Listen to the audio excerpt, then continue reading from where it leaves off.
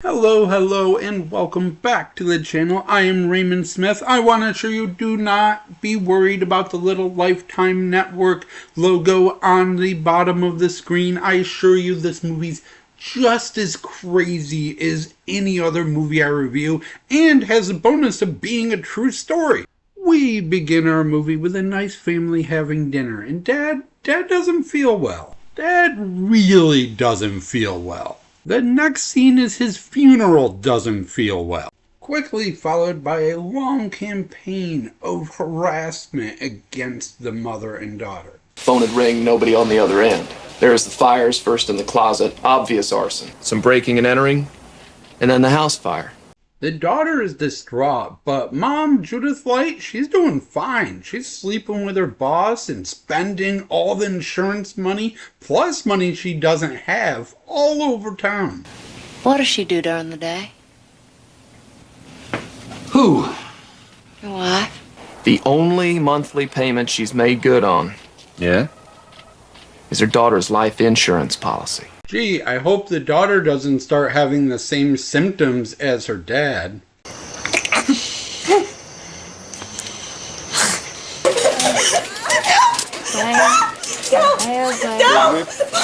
Multiple doctor visits, and Judith Light helpfully injecting her daughter with anti-nausea medication.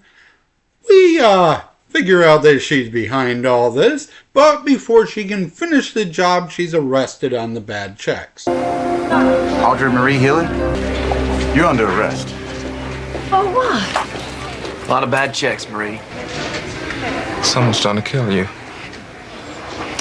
Look, get a hair sample.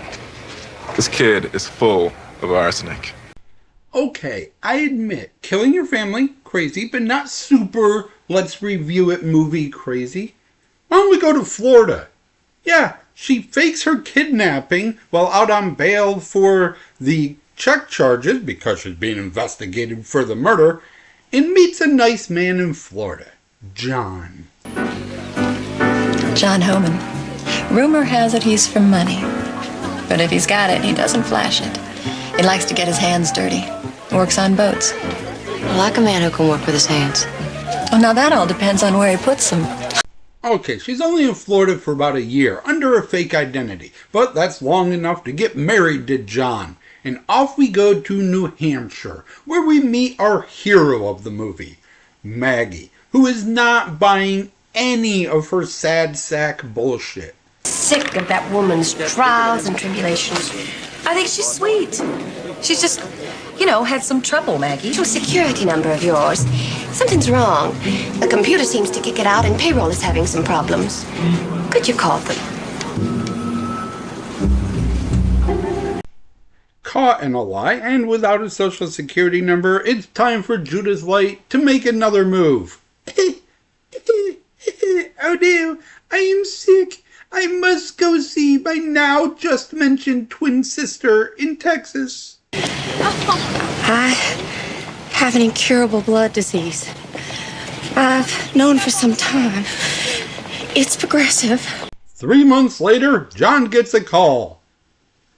Judith Light is dead. So sad. But her dying wish was for us to meet. That's right. She fakes her death and comes back as her own twin sister. Derek? John.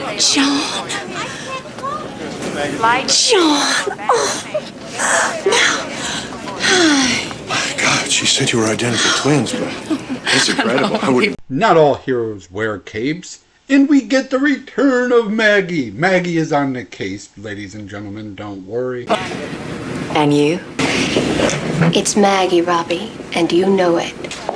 What is that woman up to? What's he up to? How could he be that stupid? I'll give you a hint about how it can be that stupid. Am I as good as Robbie?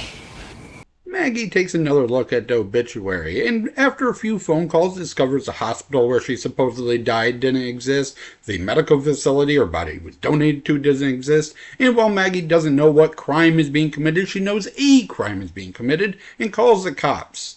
Judith Light says, "Oh, that check fraud thing? No, I'm way past that." I'm glad it's over. Well, it's not, Miss Hilley. Try murder 1 and attempt to poison. Lady, you're Alabama bound. I'd really rather not go back there. Step into the car, Miss Hilley. After a courtroom scene takes up way too much of our screen time. I hereby sentence you to life and 20 years. Overall! Actually, Ray from the future here, that's not how the movie ends. There's actually one more crazy twist. In the eternal wisdom of Alabama, they let her out on furlough after 3.5 years so she can go to a hotel and shack up with John. The second he leaves to go get dinner, she runs away and is found dead 4 days later on a porch. Cardiac arrest due to acute hypothermia. While this is based on a true story, there's a couple small changes made for the movie, but nothing major. This starts with her husband's death. In reality, she had previously tried to poison her son, but he moved off to school to become a priest. She had been cheating on her husband while he was still alive, and the husband even went to his son, who was a priest, for advice. Not only Maggie thought that something shady was going on, multiple coworkers raised concern, thinking she was trying to defraud the company in some way. There's also the small change of what happened during her furlough. In the movie, she makes a phone call to a friend Dodie to go see her parents' grave, but in reality, she just ducked out while John was going to get them lunch. Either way, we do not know what happened during the last 4 days of her life, and we never will. The prosecutor has gone on the record saying he's so confused. She had planned out every scam, everything to a T, and then at the end, she just leaves during a storm, hides out in the wood, and dies? It makes no sense. Thank you for watching. If you're a podcast listener, I highly suggest a deep dive into this. Hello, I'm My Sister, done by Small Town Murder. And as always, I shall try to do better next time. Here's your bonus clip of the movie. Judith Light preparing for her husband's funeral.